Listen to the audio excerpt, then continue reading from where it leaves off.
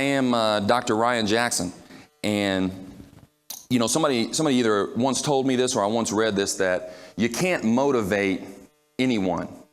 Motivation comes from within. What we can, however, do is inspire. So my sole goal today is to inspire you. You know, I've been thinking about this long and hard, and although I've done some smaller keynotes, I've never done one that felt quite like this, Mr. Bowman. I want you to know that. So this is new for me, so embrace it and be kind. But I'm here to inspire you today. And with that inspiration is going to come really a story that I'm going to tell. And I want you to know that I'm starting with this image here because this story does have a happy ending. We are going to go to some dark places. We're going to go to some recesses. And I want you guys to think about that because I've thought long and hard and reflected on A, why I'm doing this keynote, and B, what is the purpose of a keynote. So if I'm here to set the tone, if I'm here to set the stage for equity and excellence in education, then that's my plan today. My plan is to inspire you as we go forward to change lives and continue to add equity and excellence in education. That's how I live my life. One thing that I think you'll appreciate about this particular keynote is, you know, I am an active practitioner. And I got to give a big shout out to my friend who's also presenting today, my friend, my brother, Dr. Tim Drinkwine. He's in the audience. And he told me not too long ago when I asked him in kind of a vulnerable moment, you know, I said, Tim, I need you to tell me the truth, man. Because I'm pretty wild out here, buddy. I bang my chest pretty loudly for kids. No fear of doing that.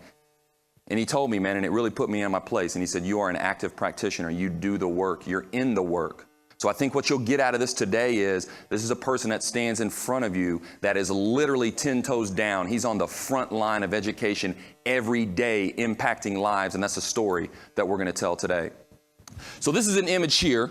And what's cool about this keynote, and Mr. Bowman, where I was going with this is almost real time. This just happened last week where we received a $500,000, a $500,000 grant from Parker Hannifin, which is a global filtration company, to build an innovation lab inside Mount Pleasant High School. And if you haven't heard of Mount Pleasant High School, I'm going to get to that. That's a good thing. But first, we're going to go to some dark places. This keynote is titled Education in the Age of the Underdog. And I specifically called it that because I believe right now we're on this precipice of danger. They're calling it a crisis in education. And I've really tried to get my head around that. If we're really in this crisis, then I'm going to embrace this model that I learned when I went to China. I went to China as part of this Vanderbilt group, Principles of Learning Academy in Nashville while I was in Metro Nashville Public Schools. Spent 2 weeks in China. And my biggest takeaway from the Chinese was this. When it comes to crisis, the Chinese look for opportunities in the midst of danger. That's their whole view on it. If there's crisis, we've got a growth mindset. We don't run from it. We sift through the sand to find the opportunity. So if we're really in this crisis in education, then I'm charging all of you to find the opportunities because that's what I've done. So back to that first picture. If we know that budgets are being cut, if everything is centering around funding, financing, then how did one school in remote rural Tennessee just land $500,000 for an innovation lab to be built in one of the smallest high schools in Maury County? How we do that? Because I look for the opportunities in the midst of danger, and we're going to get to that. But that's what it is about education in the age of the underdog. And we can't get there without explaining why I'm the guy who wears the fancy suits, the Jordans, the sunglasses, speaks directly into the camera on Twitter. We can't get to that without explaining this part of the story, because I am an underdog. That's why I fight for him so heavily. You can probably imagine which one of these is me. So I grew up a redheaded stepchild, literally, right? And I was thinking about this in the car ride over this morning, and my wife was trying to be really sweet. She was talking about other things to get my mind on something else, but I could not stop thinking about what you and I are getting ready to engage in. And I was thinking, like, I was going to ask you this question. You know, name five successful redheaded people. This is where my brain was going this morning. I'm like, name 5 successful redheaded people. It's really tough to do. You've got to like really rack your brain and think, okay, Carrot Top, he's that comedian. Like you're really trying to think. Man, I grew up a redheaded stepchild. This is my father on the right. His name is Stephen Jackson. Rest in peace. He's deceased. He died not too long ago.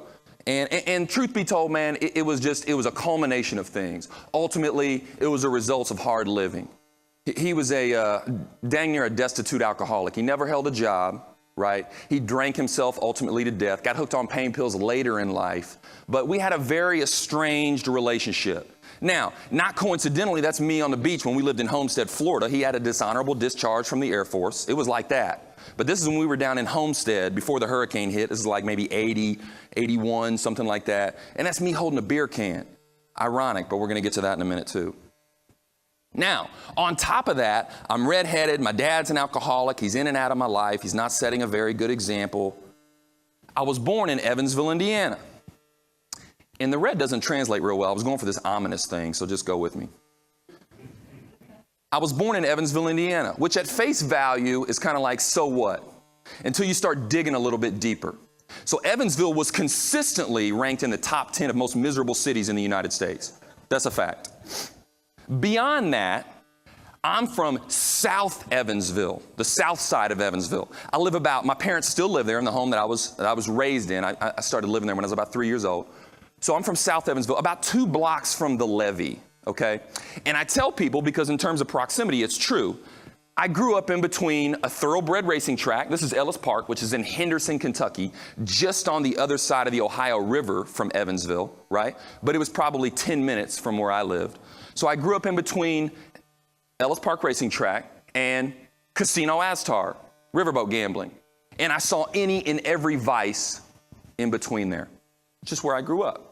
I spent almost 5 days a week at Ellis Park in my childhood. It's where I had my first taste of whiskey, right? As a kid at a thoroughbred racing track, because it was everywhere, right? And I grew up in that kind of environment. Taught me a lot of things, certainly taught me how to survive. Also proved to me, this isn't where I want to spend my life. I've got to do something else. I've got to strive for something bigger. Now, I grew up in the VHS era. Well, actually, I'm going to get to that in here in a second. More significantly about Evansville, I did some research here recently. My primary schooling was not a positive experience. I call myself the Underdog's advocate for a reason. I get very awkward and nervous when we get into those PD sessions or those roundtable sessions where they ask you to think back and name that educator that changed your life. And people are like, man, my 3rd grade teacher, Mrs. Ruppel. Man, my 5th grade teacher, Mr. Stevens. Man, I had nobody. I can't name anyone that changed my life in school. And this is real talk. I can't name one educator that looked me in the face, though, that curly red hair, and said, Ryan, man, you're a heck of a writer, man. I see talent in you. Now, truth be told, when I got to undergrad at the University of Southern Indiana, I did meet a guy named Forrest Poston who took me under his wing a little bit, helped me sharpen my writing saw. And it was not until I was probably 21, 22 years old that an educator actually told me I could be successful at something. This is a fact. So then I said, you know what? Let me see where my schools are now. So I'm from Evansville, Indiana. I got this from the tristatehomepage.com. There's my elementary school. There's my middle school. And as I reflect back, and I can't give you the grade of what they were in 90 and 92, but I'd be willing to bet not much has changed. And it saddens me to this day. I don't live in Evansville anymore. I now live in Maury County. I just spent 14 years in Metro Nashville. But this is where I've come from. So an alcoholic father who wasn't there. I lived in between a thoroughbred racing track and Casino Astar. And I went to an elementary school that currently has an F and a middle school that currently has a D. Now, my high school, I did that research too. They had a C. They're average. I'm going to show them some love. Harrison High School. They got a C. They're hanging in there. But where my foundation was currently sits at an F. So I knew I had to do something different. And I grew up in the VHS era, right? Which meant this. I had a video store, and I now have a 3-year-old son. And I look at him and I think, you know what? There's so much awesomeness that I can share with you, show you, we can celebrate together. One thing we'll never experience together was that trip to the video store. That living, breathing, brick and mortar building where you went and looked at the video boxes and turned them on the back, and you know what I mean. I mean, if you grew up in that area, you understand. So I had one, it was called Green's Video, that was about 2 blocks from my house. And that's what I did. So my mother would give me $1.50, and I would walk to the video store every Friday and rent a movie. And it was out of that I just cultivated this love for filmmaking. And as I've reflected as an adult, it was way less about filmmaking and more about storytelling. I wanted to be transported. I wanted to see something different. This was my global introduction to things. And the reason I put this up on here is this is Baba King. This is a short film that I did. So I first fully funded, $45,000, a feature film, which is what brought me to Nashville. So we make this feature film. I produced it. I raised money for it while I was in undergrad. We shot the film in Nashville. I moved to Nashville once I graduate, raised the finishing funds. I sell that film in 2004 to Artistry Home Entertainment. I moved to Los Angeles briefly, and the guy that I'm living with, who was about 35 at the time, was living in a 1-bedroom apartment in Hollywood at 35, and he was working at a bookstore. And I made a decision that that wasn't going to be me. So I moved back to Nashville. Fall in love, try to keep my film career going, because Nashville was still buzzing. There's production houses and things like that. So I produced this film, Baba King. And ultimately, Baba King tells the story of kids raising kids. That's ultimately what it's about. And I've seen so much of that in my education experience, but this was before I even got into education. So I wanted to be a filmmaker. I wanted to tell stories. And the irony about my journey as a filmmaker is, A, it didn't last very long, but B, it gave me this platform to connect with in terms of kids. And I didn't even reflect on that until recently when I first started to think, man, why was I accepted at Maplewood so quickly? Because I worked there for 10 years. It's one of the hardest schools on the planet, certainly one of the hardest in Tennessee. Why was I accepted so quickly there? Well, my willingness to take risks as a filmmaker, my willingness to look at things through an empathetic lens as a filmmaker transferred to my willingness to help the underdogs at Maplewood. And that's why I think my filmmaking experience is valuable, especially in our conversation today. And finally, the next thing about me, somebody was telling me yesterday, they said, that principal you got over there, they were telling somebody that works with me, they said, that principal you got over there at Mount Pleasant, you guys are doing some big things, but well, why does he take all those selfies of himself in the gym? I said, that's good, that's humbling. Okay, I'll accept that. And I said, well, let me tell you why I do that. You know, I told you about my father a little bit, and here's the reality. I'm going to shoot you straight this morning. Everything you'll see from me will be 100% authentic. Man, I'm an alcoholic, and I'm standing up here really for the first time publicly and saying that out loud, hearing myself out loud. I avoided using the term for a long time, but here's the kind of the realization that I've come to. My father was an alcoholic. It's genetics. I got into a situation when filmmaking wasn't going well, and I was in a very tough relationship, and I too started to use alcohol as a crutch to the point that it grabbed me. It had me. You can ask my wife, Leticia. I mean, there was a point in my life where it had me. Now, if I wasn't going to talk to you about how working out and weightlifting has changed my life, I would show you another shot, one that I don't have because selfies weren't cool at this time, but it's me sleeping on the floor with no furniture and an Old Navy pea coat as a blanket. That's where I was. I met my wife at this time. She knows this story. I had nothing. We were still drinking at this time, but my wife and I had a 12-pack of beer and we were sitting on my floor and there's absolutely nothing in it. True story. So 4 years ago, I made a decision. Stop drinking altogether, cold turkey, just cut it out, right? Convince my brain that it's literally like drinking poison. And I've used working out, exercise to combat that, to trick that part of the brain that these endorphins are worth much more than the destruction you're putting into yourself.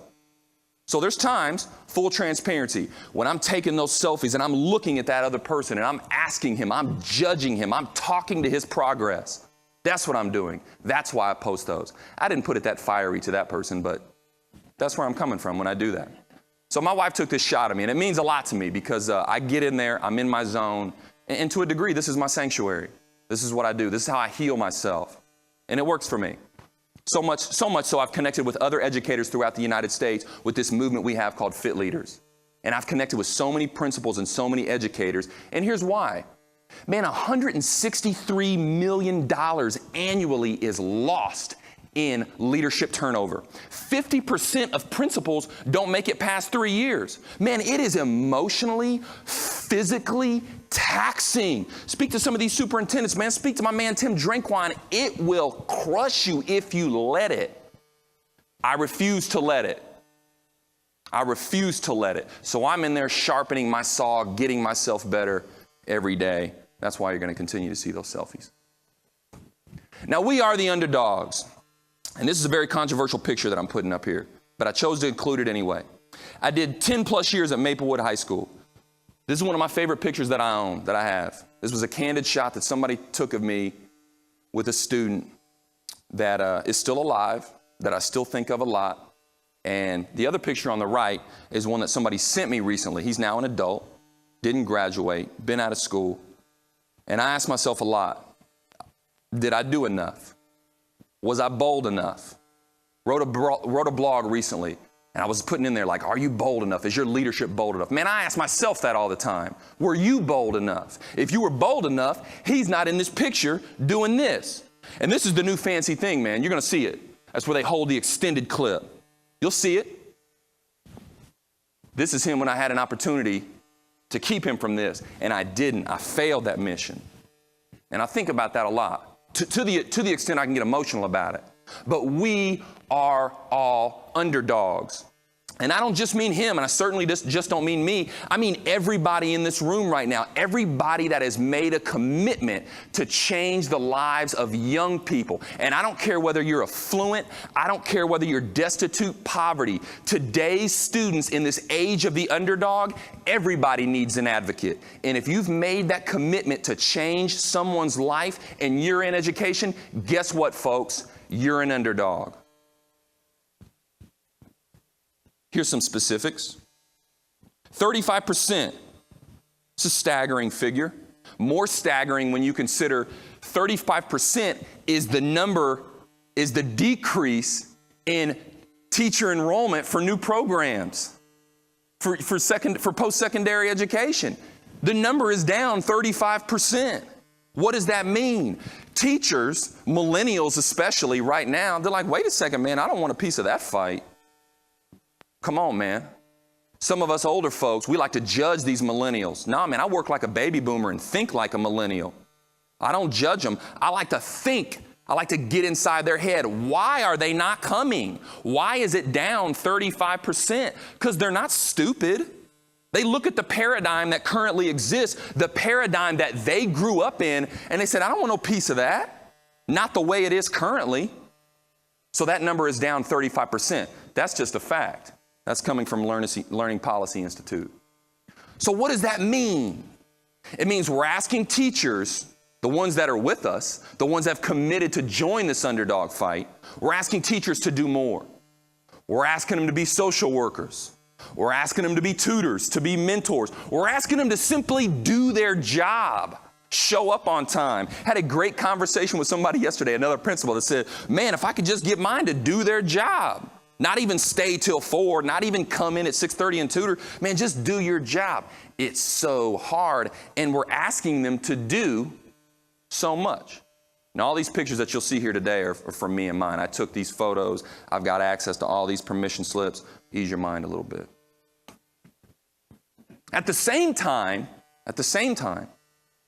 we're asking teachers and students to think outside the box in this paradigm that they've been conditioned to live, think, do in. And we're asking them, hey, you know what? We've got some research that's coming here, and not everybody's fit for post-secondary education. We're going to want you to do some vocational stuff too. But wait a second, you told us like 10 years ago vocational wasn't where it's at. Everybody needed to go to college. Now everybody's got to be a computer programmer. But now you also want us to do what now? So I'm asking guys to step outside of their comfort zone, or I'm going out now and I'm recruiting even more non-traditional educators because I'm seeing the game in terms of vision where it's going, and here's where I'm going with that. So this is a guy, Luke Massey. He's in here training kids in our Project Leadway program, simply how to hammer a nail. I'm not going to sensationalize it. He's teaching these kids how to hammer a nail, period, point blank. And I was proud of him that day that he was doing it. And these kids did tell me they liked that shot too. They thought it was pretty cool. But here's the reality. This is from Angie's List. Baby boomers, I love you. My mother, she's worked 30 years at the University of Southern Indiana in a physical plant. She's one of the most smartest women I know. She's surrounded by nothing but men. She's worked in the same job, maybe one promotion, but it was all in the physical plant. I think she went from like being the clerk, checking out the pieces, to now she's the supervisor in the physical plant. She stayed there so long, A, she put me through college doing that. B, she put herself through college doing that, earning her master's degree at 59 years old. Okay? But as a baby boomer, I think of her, and you guys are retiring in mass droves. So much so that by 2024, these are the job shortages that you're looking for these very unattractive, non-sexy jobs, careers, right? Come on, man. We don't put sexiness in the same conversation as plumbing. No one ever has, right? But I'm going to tell you what, and you can ask my wife, when you tell a new teacher, hey, I can start you out at 40, but you tell a new plumber, I can start you out at 53, man, the game has changed, folks. But yet we're not selling those programs.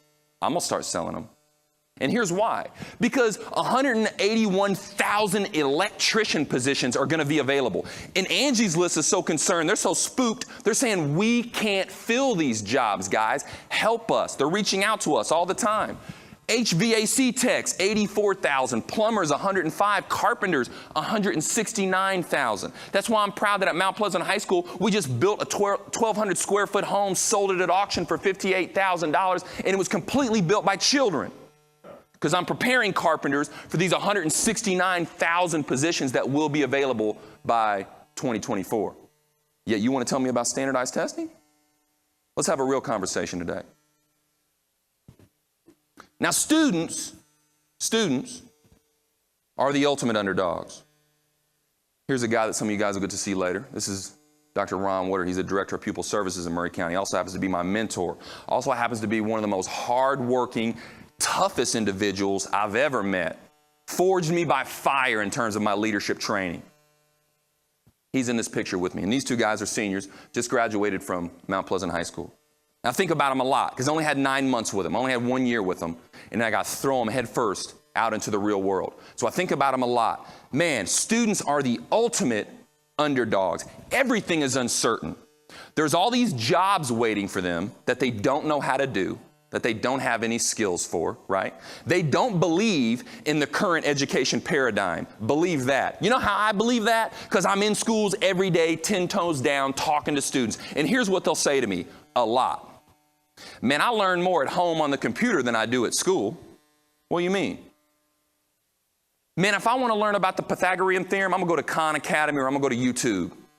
And I'm going to learn it by myself on my own time. If I want to learn how to tie a lacrosse racket head, I'm going to go to YouTube. It's going to take me about 30 minutes to figure that out. They're starting to call it the Netflix generation, and I love that. I've heard centennials. I've heard all these different names, but I love that one, the Netflix generation. Man, they are the Netflix generation. Because you know what? If they don't like what you're selling, stop, next. I'm switching from Flash to Green Arrow. Your time is done. I ain't got to waste time on any commercials. I'm not fooling with cable. None of that, man. I had to get up off the couch and turn the TV. Right? USA Up All Night. That's all I had. Man, they've got Netflix. What more do they need? Man, they are the ultimate underdogs, man. Because what they don't understand is once they get out into the real world, it ain't Netflix, man. You're stuck with what you got, you know. Unless you're a millennial, man, these guys will hop off board real quick. They give you 6 months. They give you 2 days. I'm done. I'll find something else. That's why they're buying small. They're living meager because they will bounce on you in a hurry if they don't find purpose in what they're doing. Now, I talk about them being the ultimate underdogs, and here's really why. Coyness aside, here's really why. Too often in education, we're asking kids to be here. Self-actualization. This is Maslow's hierarchy of needs, if you didn't know. So Maslow coined this hierarchy, this triangle, this pyramid, and at the top he gives us this fancy word, self-actualization, which just literally means being their best. We want kids to be their best on a daily basis. Specifically, especially if you're a superintendent, principal, teacher that's getting evaluated on their scores, you want them to be their best on that assessment. Am I right or wrong? Right. So we want them to be here. Yet, way too often than not, we miss this rung right here. Ryan Jackson certainly missed this rung right here. No one believed in him. He never felt like he belonged in any of those schools that he went to. But it's the same in current day. We miss that belonging piece. How do you connect with kids in such a way that they feel like they belong to your institution? Because if you believe in what Maslow's selling, and this is a very popular hierarchy, if you believe what he's selling, you cannot get here unless you hit these. Let me repeat that. You cannot get here. You certainly can't stay here if you don't hit this. Free and reduced lunch, foods in the summer, stuff like that. We're doing better at meeting these safety, security needs, these psychological needs, these physiological needs here, love and belonging. We do a terrible job at that. When you started kicking out arts, this went away. Self-expression, esteem, efficacy, those went away. If you want kids to perform their best, if we're going to give the underdogs a fighting shot, I need you to live here, especially if you're in a school building on a daily basis. I need you to live here. So that's been my approach. Picture on the right, student from Maplewood High School. Picture on the left, student from Mount Pleasant High School. Same ideology in both of these pictures. What I had, and I didn't really coin it until this year at Mount Pleasant as our vision, courage to create, but I believe in putting students on an experiential learning platform. I believe in creating a holistic learning model for kids where they begin to think, act, and do like creators, not merely consumers of information. So here is a student who's holding his drone, and he used this drone that he modified to create paintings, and we sold $1,200 worth of those paintings at the Red Arrow Gallery in East Nashville as a student artist using a drone. We blew people away with that one. He created them. This girl right here, she partnered with the United States Postage, not the U.S. Post Office, and created a Mule Day stamp that ran for 90 days. Stamp collectors across the United States went nuts getting them by the droves because these things are one of one. She did that. She created that. It's indelible. Never go away. You can never take that from her. Now she feels like I'm connected. I belong, right? Because I created this for Mount Pleasant, man. I did this. And I'm going to be real with you. I'm going to shoot you straight. Mule Day's in Columbia. Mount Pleasant kind of has this contentious relationship with Columbia. I don't care. My students doing this. We want the opportunity because we have the courage to create. And yeah, I had to talk her into it. And when she did it, and this is a student who didn't want to take a picture, I didn't have to talk her into taking that picture. That's the courage to create. Another staggering figure, 7,000. 7,000 students, high school students, drop out every day. It equates to about 26 students per second. And I'm a high school principal. This is coming from dosomething.org. And I'm a high school principal, one who's trying to get his graduation rate up. Mount Pleasant had the lowest graduation rate in Maury County. We had a 7% increase this year. Because I'm fighting for every kid. I'm trying to save every single life. Because 7,000 of them are dropping out. Told you we're going to hit some dark spots today. About 26 students per second, adding up to about 7,000 per day. Nashvillians. Let's have a hard conversation real quick. It's going to be a hot summer in Nashville, man. I don't know if you've been watching the news. My wife and I lived in Nashville for a very long time. I just moved to the Maury County side of Spring Hill. But now I'm seeing all the news reports every single day. Pistol here, shooting here. Man, they had to shoot somebody. Somebody escaped in 100 Oaks, the Vanderbilt Hospital. People on my Facebook timeline going nuts, scared. Nashville. 75% of crime are committed by high school dropouts. So you've got to start thinking about this correlation. We've coined it the school to prison pipeline. We gave it a fancy name, the school to prison pipeline. But you got to start thinking about the impact of your work. If we just let them drop out, if we don't go that extra mile, if we rationalize our behavior and our willingness to let them go with, well, they weren't intrinsic enough, well, I can't save them all, then be fine with that number. And be okay with it when it's on your Facebook timeline. Man, because we are on the front lines. It's you and I, folks. If not us, then who? Because we know that 7,000 students are dropping out every day, and we know that 75% of crimes are committed by high school dropouts. What are we doing about it? Man, it's me and you. What are we doing about it? Now, I'm reading a book right now by a guy named Jonah Berger. It's called Contagious. And ultimately, it's like how things go viral, all right? It's kind of, some of it's focused on social media, some of it's on marketing, how things go viral, how you get things to take off. And he says in there, you know, there's a difference between, so for social media terms, there's a difference between liking something and sharing something. So in order to get someone to share something, you've got to tap into an active emotion. For instance, awe is an active emotion. Wow, I'm in awe. OMG, I've got to share that. I've got to send somebody this, you know. Or, you know, when you see something that fires you up, that gets you really angry, I'm going to share that with someone. My wife does that a lot. So I get that. But I've got to tap into something with you that gets you to share this message so that it doesn't live in this vacuum right here. So some of this is going to be me being very passionate. And I didn't get 2 specific jobs because they told me I was too aggressive. So full transparency. But now I got one that I love, so you know how that turned out. So here's what it comes down to. Breaking that machine, breaking that paradigm, burning down the house, destroying that standardization education model. An archaic model that was built over 100 years ago when we were preparing kids for an industrial revolution. When we were preparing kids, if you've read the book The Jungle, to go work in a meat factory in Chicago with ankle-deep water or standing on an assembly line. I mean, you know how out of touch we are? So there's this new assembly line. There's this new factory right outside of Mount Pleasant. It's called Landmark. It's a textile factory.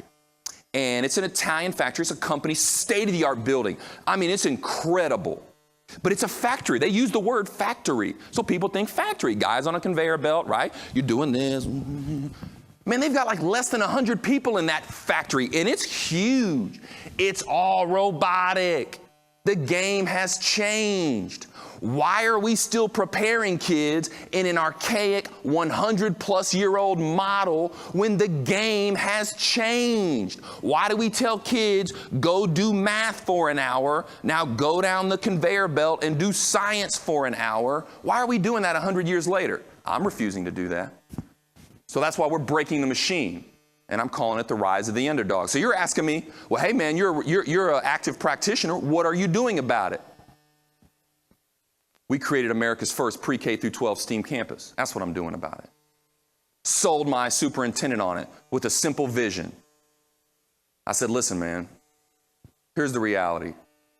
You asked me to come down from Nashville to come to Mount Pleasant, and I was sold on this precipice. This is a school that needs a lot of help, but it's a good school.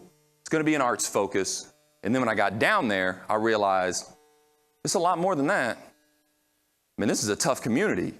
This is a destitute community. These are people that need a lot of help. But you know what? I had a meeting a couple months later with a guy named Aubrey Preston. I didn't know this at the time, but Aubrey Preston, he's the guy that worked with Jack White to save Studio A in Nashville. He's pretty much the unofficial mayor of Leapers Fork. He's besties with Timberlake and Kid Rock and Bill Belichick and those guys. And he was telling me, he said, man, I had a meeting with him, set up by a friend of a friend. And he says, when I wanted to do something with Leapers Fork, it was a mud hole in the ground. Mount Pleasant is Leapers Fork 15 years ago. Go make that place successful. Because it'll be out of the ashes that you make this successful. So that's what we're doing at Mount Pleasant. So I took that idea to my superintendent, and I said, man, you put me out here in exile, right? I almost apologized. I had 2 people come down from O'Moore College of Design. I'm going to get to that in a second, but I'll go ahead and let the cat out of the bag. We partnered with O'Moore College of Design in Franklin. It's an art school. So we're partnering with them to have a fashion pathway inside Mount Pleasant High School. And they came out, their new president and an instructor, and I felt the need to apologize just because of the drive. I'm like, man, I'm sorry. Thanks for coming out. I apologize. I know we're way out here, right? I mean, it is a trek. I felt like I was exiled when I first got out there.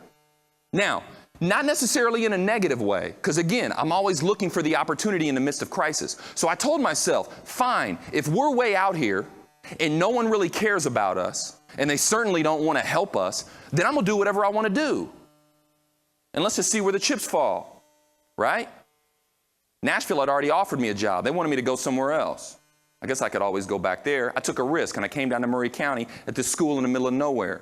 He said, you want to be the first STEAM high school in the United States? How about we do something bigger than that? We'll be the first STEAM campus in the world.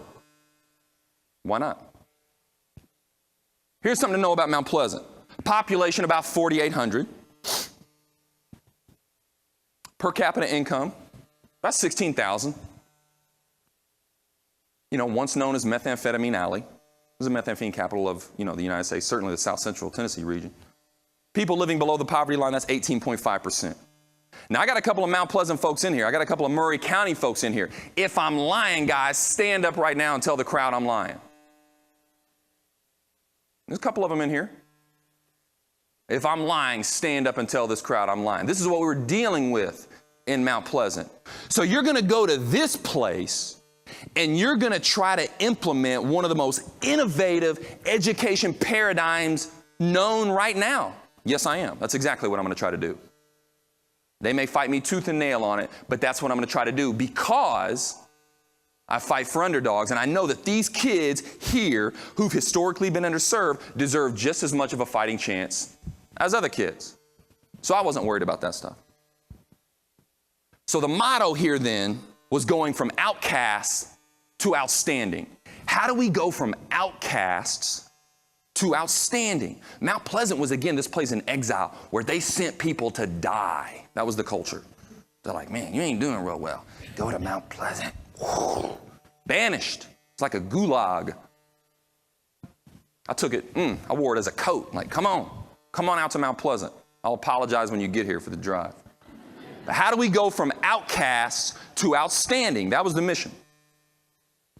This is the first week of school, the very first week. Because this is Friday. This is how I know it's Friday, because I always dress down on Friday. I didn't wear a tie today, but Miss Lorraine Henry will tell you, I dress pretty nice Monday through Thursday, yes? I try to set that tone for kids. I try to set that bar really high. Like, hey guys, I'm the leader of this building. I represent you, and this is how I do it. Now on Fridays, I bring it way down. And this was the students' first taste of that. So they saw this guy for the first 4 days with their new principal, right, who's dressing like this investment banker with some panache to him. And then on Friday, I come in like this. Like maybe I just got done honky-tonking, right? And these students, man, it's really touched me, man. These students, these girls grabbed me on the way out. I had not even gotten a chance to really know these kids yet. And they wanted to take a picture. Yeah, let's take a picture. Absolutely. It blew their mind, right? But don't take my word for it. I mean, take theirs. She says, not a good picture, but I'm so excited for this school year with one amazing principal. Amazing. She'd known me for like 4 days. But that was the energy we were bringing in there. That was the mindset. It's going to be different this year. I've got your back. Yes, I'll take a picture with you. No, I'm not afraid. And yes, I'll wear my sunglasses when I do it. This guy, he says, good first week of school, y'all. Go follow Ryan B. Jackson and watch the changes made at the Mount. This one touches me the most, though. He put hashtag courage to create, man. Oh, come on, what student puts their vision on a tweet? Their school's vision?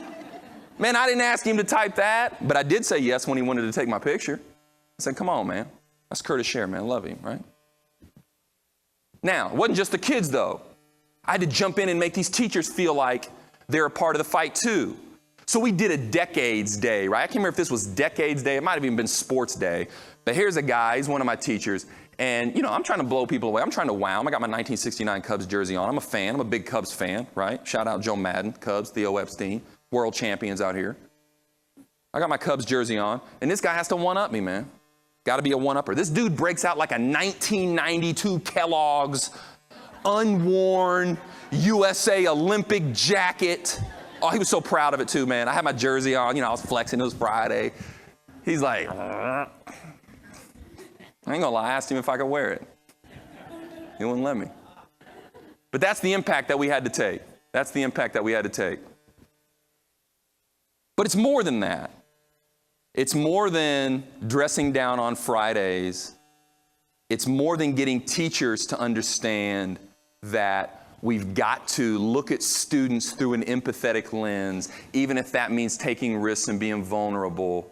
It's also about selling your vision to industry. It's also about getting, businesses to buy in. And here's why. I want to be known as a principal who created a self-sustaining public school. I want to be known as a principal who asked very little from his central office.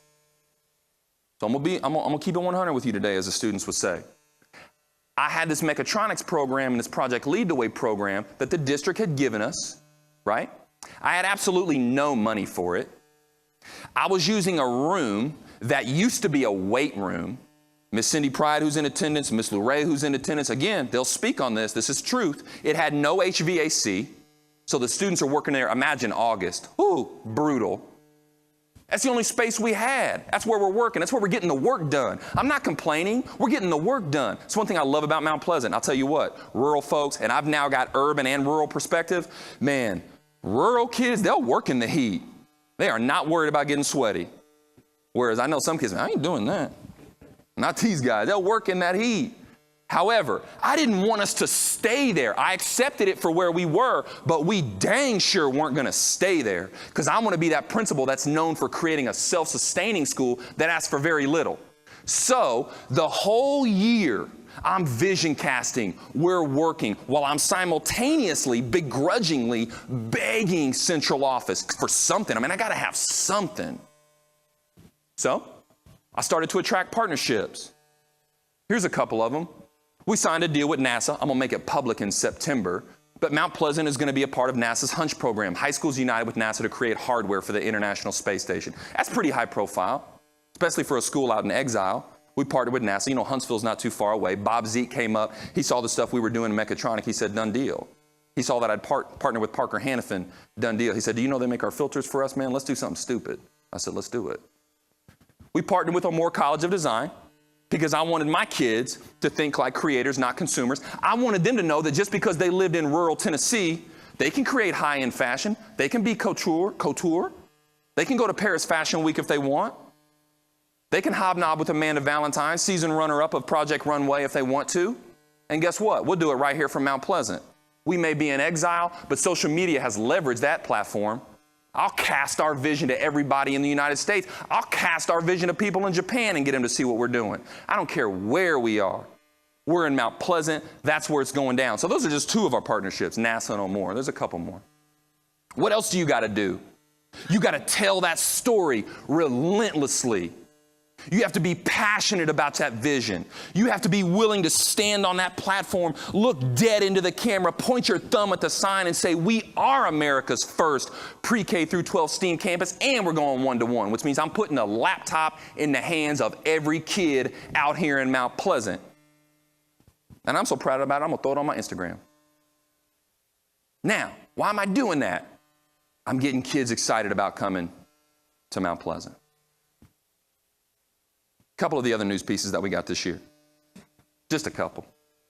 Couldn't fit them all on the page. Sanofi Pharmaceuticals, 5th largest pharmaceutical company in the world, gives us $5,000 to build an amphibious drone to collect stagnant water to detect for Zika viruses. This is my football coach right here. You know how I connected with him? I'm an alcoholic, so I use weightlifting to get by. This guy's just a beast. He's the head football coach. He loves to work out. We've almost become best friends now because we push ourselves. He's so good at it, this guy wins like national championships. He pushes me. I don't have any ego, man. He's my football coach. He's a teacher. I have no ego. This man trains me. This is Scott Anders, my construction teacher. And the headline on this front cover story was, "If You Build It," talking about the program he's doing. He just built a 1,200 square foot home with his kids. Now I'm trying to get HGTV to come down and do a show on us because we're building a tiny house. That's what I like to do. We're going one-to-one. We were the pilot school. Digital learning officer visits Mount Pleasant. Tennessee College of Applied Technology is opening on my campus. They're going to be in the community center that sits right in the hub. This is us, the importance of being educated. There's my girl. She created that stamp. I love this one. New home construction resumes in Mount Pleasant. You know, they say you can't have industry without education. Let me tell you how important your jobs are. Let me tell you how important. Mount Pleasant had a 20-year sewer moratorium, which meant you cannot build in Mount Pleasant. It had been stagnant. There was no new development. There was a sewer moratorium. That got lifted this year. City manager quotes the school system as being the catalyst. Because you know what? When people want new jobs, when they're coming to industry, the first thing they ask is, well, certainly when it's Mount Pleasant, where's Mount Pleasant? Second thing they ask is, what are the schools like? There you go. That's how important your jobs are. You're literally affecting community. You're literally affecting commerce. Come on, guys. Let's have a real conversation. Now, I've had some people say, he's on Instagram, he's on Twitter a lot. Is it window dressing? I don't know. You tell me. These are our ACT scores. You tell me. Last year versus this year. 1 year under the STEAM model. 1 year with me telling kids they can be successful. 1 year of me saying, if you can't read, you're going to struggle. And check out our reading growth. But you know what I'm more proud of? Because we did increase in 3 out of the 4 subtests. But come on, man. We moved a half a point in overall composite. A half a point on the ACT, folks, is nothing to sneeze at. So it's way more than window dressing.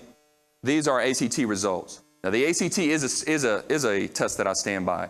If you're going to be college bound, get in here and take this ACT, because ultimately it comes down to dollars, right? If you're not scoring well on certain subtests, then when you get to college, you're taking high school classes at college prices. Let's have a real conversation. And that's about $900 per class that you could have handled for free when you were in high school. That's a conversation I have with my kids. Let's talk dollars and cents. I'm very proud of this one. Look, man, kids don't learn if they don't feel safe. This is our discipline. Last year versus my first year. It's very significant.